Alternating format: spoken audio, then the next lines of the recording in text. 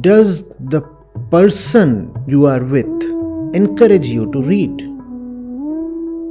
You have to ask, what does he bring for me? Roses or books? If someone has a stake in making you better, that person will push you towards books. Books are what we all need.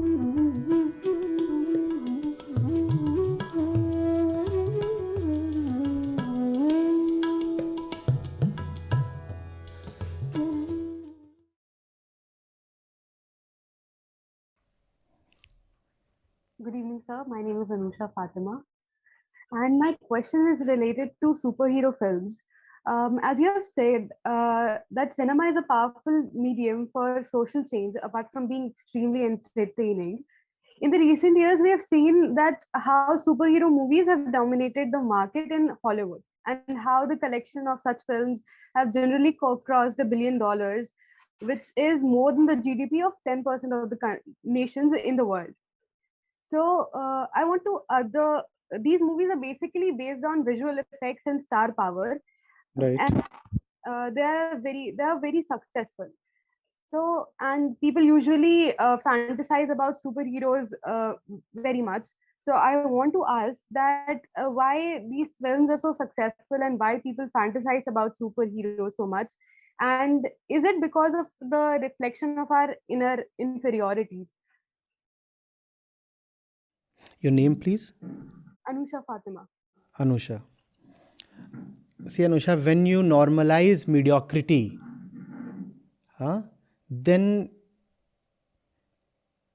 one will be compelled to look for excellence at unexpected places. In the name of democracy and liberal values, we have normalized mediocrity no end. So,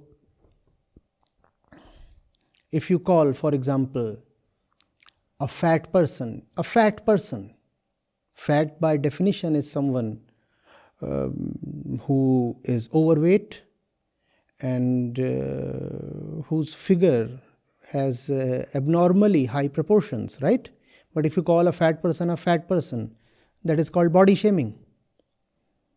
So what has happened is that everything that is mediocre has been attempted to look respectable in some way or the other. Even if someone speaks in a most unconscious and drunken state, we still say, let him have freedom of speech. Don't we say that? We do not say that freedom of speech must be contingent on the quality of speech. Do we say that? No, we don't say that. We say everybody will have a minute to speak. So if there is a Buddha, he will get 1 minute to speak. And if there is a drunkard, he too will get 1 minute to speak. The Buddha will have 1 vote. And the lousiest person on the planet, he too will have 1 vote. Right? So mediocrity has been institutionalized. For example, you go to courts of law. I'm not denouncing that. I'm just stating the fact.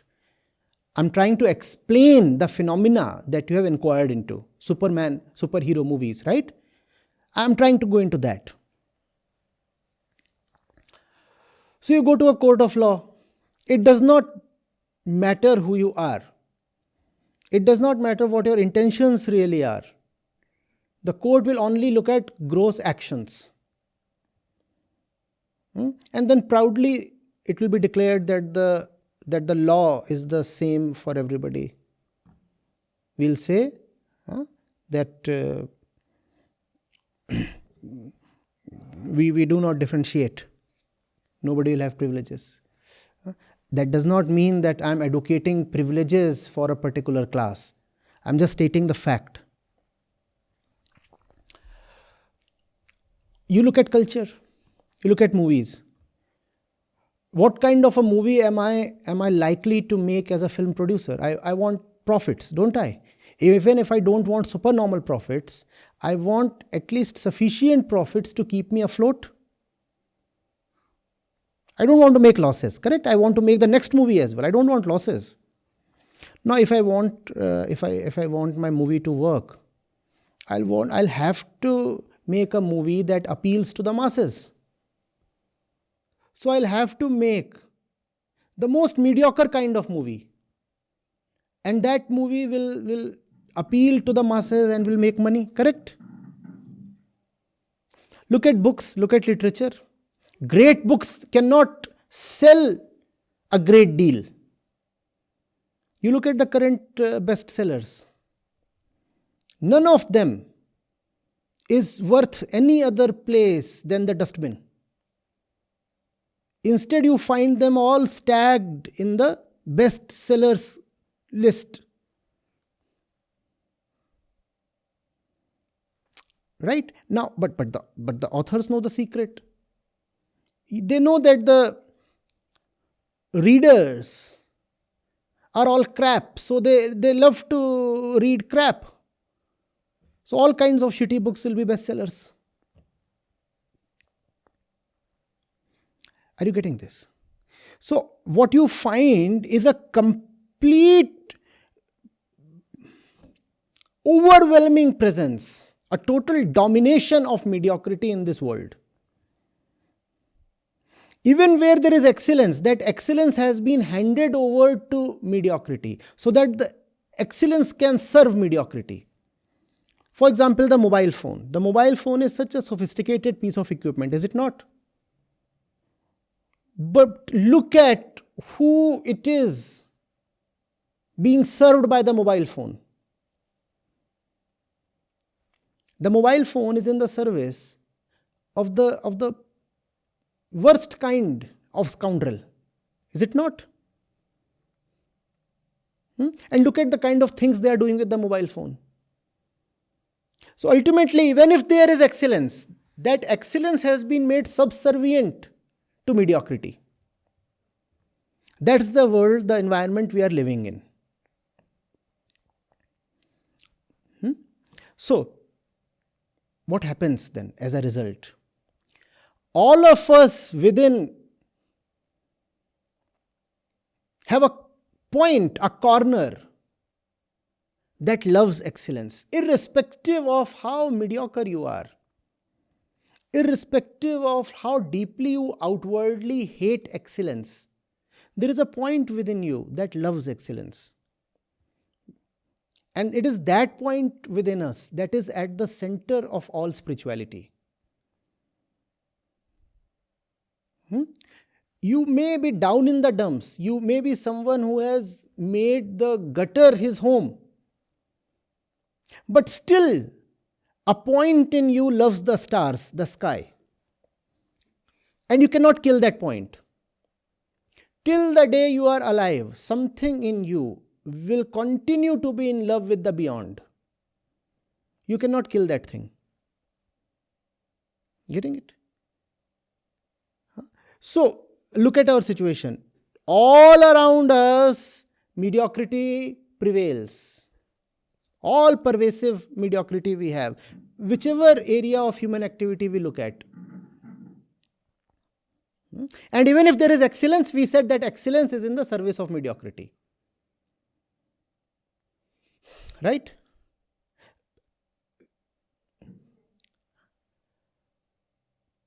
So what happens to my love then? Mediocrity might be useful, but mediocrity cannot be loved. I love that superhero. It is that Superman that Friedrich Nietzsche talked of as the end goal of all evolution. He said we live so that ultimately one day the Superman can emerge. That's how deeply we love the Superman. We exist for the sake of the Superman. Not a Superman like Spider-Man or Batman or Steel Man or whatever. No, not that kind of Superman. That Superman is somebody of the beyond, somebody who has conquered the normal human fallibilities. Somebody who has conquered himself is the Superman. And Nietzsche said it's that Superman that entire existence is living for, so that one day he might be born. We all love that Superman. But we do not know who is it that we really love. So instead of that real Superman, we create, draw, imagine caricatures of Superman in the form of superhero movies, and then we fall in love with those movies, and those movies become blockbusters. Do you see what is really happening in a psychological way? You are tired of seeing dwarfs and pygmies all around you. You want to see a real human being. And our education, our upbringing, our culture is such that it has become very difficult to have real human beings, tall in the inner sense. Our world is such that we are mass producing pygmies, dwarfs, little ones, bonsais. The entire thing that we have, the upbringing that we have at home, and the education and the influences of the media and the job and the institutions that we must subscribe to, all these things together constitute a giant factory. And that giant factory is producing dwarfs. But within you is somebody who loves tall men. But tall men are nowhere to be found. By tall men, I do not mean 6'5". I am talking in allegories, right? You understand symbolism. You love to see real men. But our system does not produce real men and women. It produces junk, despicable junk, not fit to be called human beings. So as a result, then you try to find solace in superhero movies. You see, finally here we have someone who has conquered some human limitations. For example, Spider-Man can quickly climb up the walls. Now, what is he actually representing in a psychic sense? He is representing victory over a human limitation. It's just that even if you get the power to climb up the walls rapidly, that will not satisfy your love. You know, what is it that you really are longing for? You're longing for someone who has conquered himself, not the walls, not the aliens from some other planet. Each of us is longing for someone who has had the guts to conquer himself, who has gone beyond himself. He is the real Superman. He is the one we all await. The irony is, the one we all await is within us. So you don't really have to look hither, thither, outward somewhere. The movie theater is the last place where you will get the Superman. The Superman is here within. And it doesn't matter if you are physically a woman. Still the Superman is within you. You could call him a superwoman. It doesn't matter. And the purpose of human life is to give birth to this Superman, this superwoman inside us. Watching a Batman movie will not suffice, not at all. Because you will go and watch that movie and then you will come back to your mediocre life. So how will it help? Being the Superman is not entertainment. It is sacrifice, it is penance, it is austerity, it is tapasya in the real sense.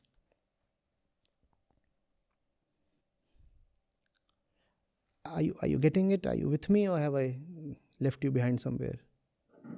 No, sir, you're with me. I'm getting it. Mm-hmm.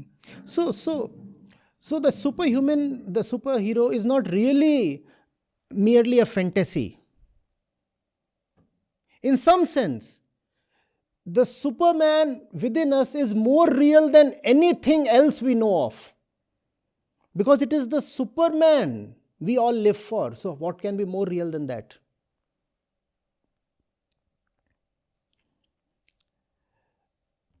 In that sense, the Superman is the ultimate purpose of all spirituality. If you continue to remain an ordinary man or woman, then you are not religious.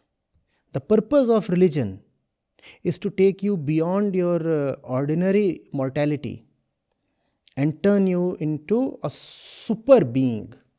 By super, it is meant transcendence, going beyond the normal human limitations.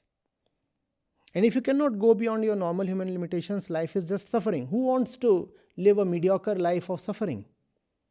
So it is not a privilege, not just a fantastic ambition to be a Superman. It is your fundamental obligation towards your own life. You will have to be a Superman if you do not want to die suffering. Are you getting it? Huh? But we are very funny people. Instead of paying the real price to discover and unleash the superhuman within us, we pay for a movie ticket. And needless to say, that will not help. That will not help.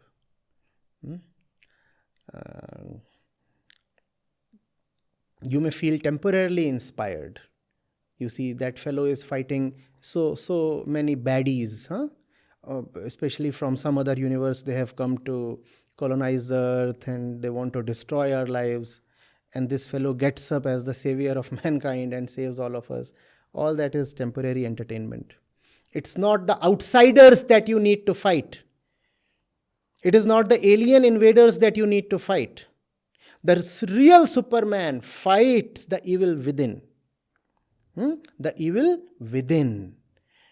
And that's why I said the Superman really is the highest potentiality resting within each of us. Next time you find a new superhero release, you must remind yourself.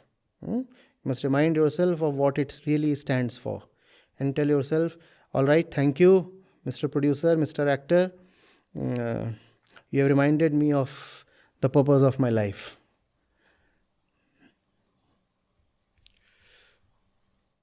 Yeah, thank you, sir. Yeah.